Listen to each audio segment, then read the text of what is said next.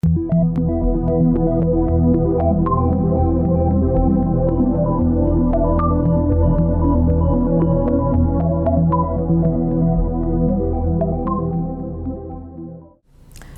assunto dessa apresentação de hoje é a tuberculose. Nós vamos dividir e partilhar essa apresentação no estado da arte da doença, no que ela representa hoje para o Brasil e para o mundo, atualizando os conhecimentos sobre a epidemiologia da tuberculose, os métodos diagnósticos, o que há de novo e as questões relativas à terapêutica da tuberculose, incluindo as mudanças recentemente aprovadas e adotadas no Brasil. A tuberculose, ao contrário do que muitos pensam, ainda é uma doença de grande relevância, não só no Brasil, como nos países da América Latina. E rapidamente eu gostaria de dar aos colegas o contexto do que é a tuberculose no Brasil, sendo nós um país continental, com 27 unidades federadas, mais o Distrito Federal, mais de 5.500 municípios, mais de 40 mil unidades de saúde, com uma expectativa de vida maior, como todos sabem, recentemente, de 73 anos. A tuberculose, em relação à tuberculose, nós somos o 19º país no ranking dos 22 países de mais alta carga da doença no mundo. A doença é predominantemente uma doença urbana, como se pode ver, por exemplo, nesse slide que mostra a comunidade da Rocinha.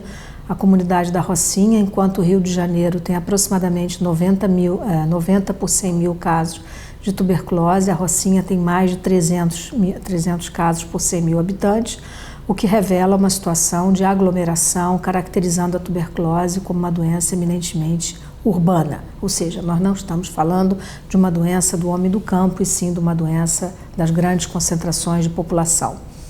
Em termos numéricos, a doença representa no Brasil 70 mil casos novos a cada ano. Isso representa, em termos de coeficiente de incidência, 38,2 por 100 mil habitantes. O Brasil é um país que sofre variações imensas de uma região para outra. Então, isso varia desde padrões considerados europeus em estados como Santa Catarina, por exemplo, até padrões, como eu acabei de referir, na comunidade da Rocinha, no Rio de Janeiro e Manaus, que são as cidades que têm as mais altas taxas de incidência e número de casos por ano. Em termos de mortalidade, a mortalidade, embora tenha sofrido uma redução, igualmente como a incidência, consistentemente decrescente ao longo dos últimos 15 anos, ela ainda é uma mortalidade expressiva, representando 4.500 brasileiros que falecem por ano em relação à tuberculose, e desses, grande parte desse número está relacionado à co-infecção tuberculose HIV/AIDS. Em termos de retratamento, isso é importante, porque quando nós formos falar em terapêutica, nós vamos reabordar esse assunto. Desses 70 mil casos por ano, passam de um ano para o outro um determinado número de pacientes que perfazem um total de casos de aproximadamente ao ano sendo tratados no país acima de 90 mil, entre 90 e 100 mil casos. 12% das formas registradas a cada ano são formas de retratamento. Retratamento quer por abandono, ou seja, o paciente que não fez o tratamento de maneira adequada durante o tempo regulamentar, seja aquele paciente que curou e retorna ao sistema pós-cura. Então, é o que nós chamamos o retorno pós-abandono ou retorno pós-cura. Em termos de co-infecção TB/HIV, a média brasileira gira entre 10% a 14%. Essa média é um pouco menor, por razões que não estão claramente definidas. Entre os casos multiresistentes, ela é um pouco menor, ela está na ordem de 8%.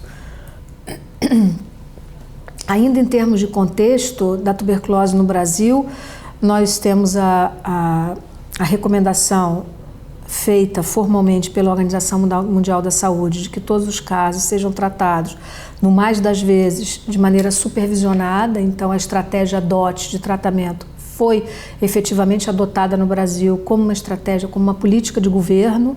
O Ministério da Saúde adotou assim desde 2003. A cobertura estimada de casos de tuberculose tratados sob supervisão direta é de aproximadamente 63%. O Brasil tem uma característica muito especial em relação às normas nacionais. Nós temos normas nacionais que são produzidas igualmente pelo Ministério da Saúde e pelas especialidades médicas. Então, quando nós exaramos normas para diagnóstico e para tratamento, nós o fazemos baseados nas recomendações governamentais do Ministério da Saúde, mas com a chancela da Sociedade de Pneumologia e Tisiologia.